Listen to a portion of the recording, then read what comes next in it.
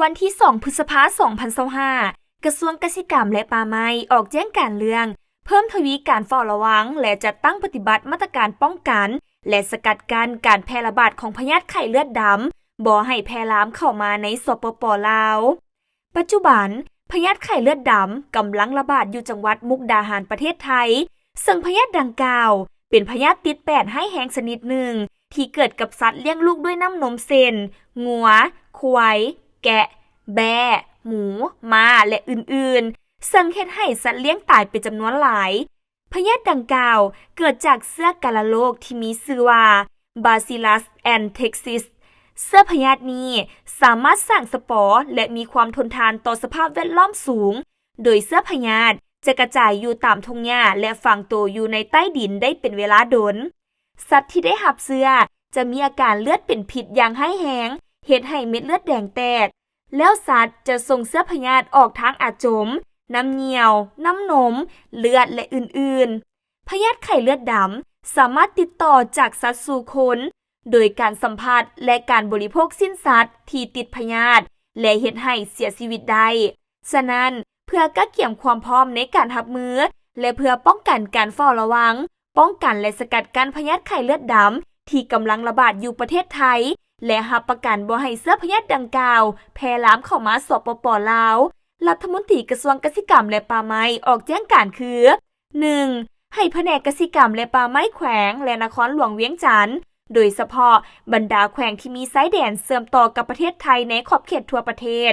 โจะการนำเข้าและส่งผ่านสัตว์และผลิตภัณฑ์สัตว์ประเภทงัวควายม้าหมู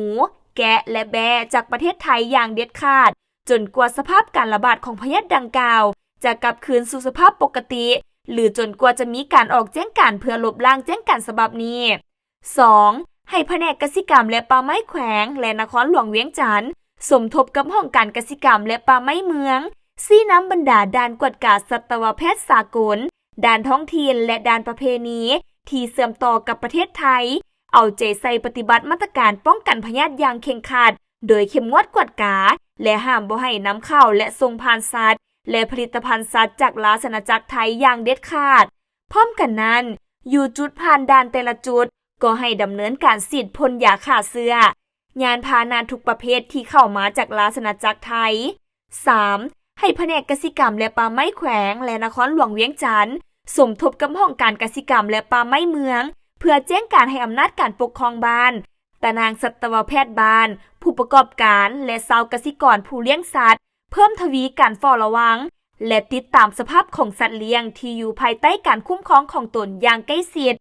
กรณีหากพบเห็นหรือสงสัยติดพยาธิไข้เลือดดำทั้งในสัตว์เลี้ยงและคนให้แจ้งต่อเจ้าหน้าที่เกี่ยวข้องอย่างรีบด่วนถ้ากรณีเกิดมีสัตว์ตายให้แจ้งต่อห้องการเกษตรกรรมและป่าไม้เมืองโดยทันทีเพื่อลงติดตามกวดกาและบ่งมติพยาธิให้ทันสภาพการห้ามบ่ให้พาซากสัตว์ตายและนำสิ้นสัตว์ตายไปบริโภคและขายอย่างเด็ดขาด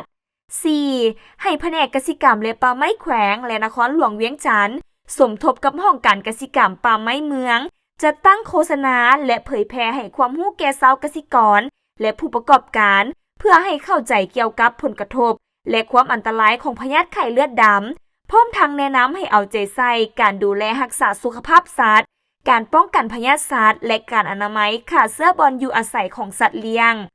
5. ให้แผนกเกษตรกรรมและป่าไม้แขวงและนครหลวงเวียงจันทน์ซี้นำแขนงเลี้ยงสัตว์และการประมงและห้องการเกษตรกรรมและป่าไม้เมือง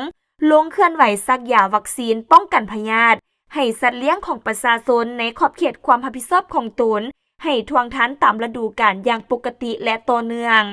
สำหรับเขตที่มีความเสี่ยงสูงต่อการระบาดของพยาธิไข้เลือดดำแม้นให้ดำเนินการซักยาป้องกันพยาธิไข้เลือดดำให้สัตว์เลี้ยงอย่างรีบด่วนและทั่วถึงในกรณีการจัดตั้งปฏิบัติเวียกงานตัวจริงหากพบความยุ่งยากให้รายงานการนำขันแขวงและการนำกระทรวงรับทราบเพื่อพิจารณาอย่างรีบด่วน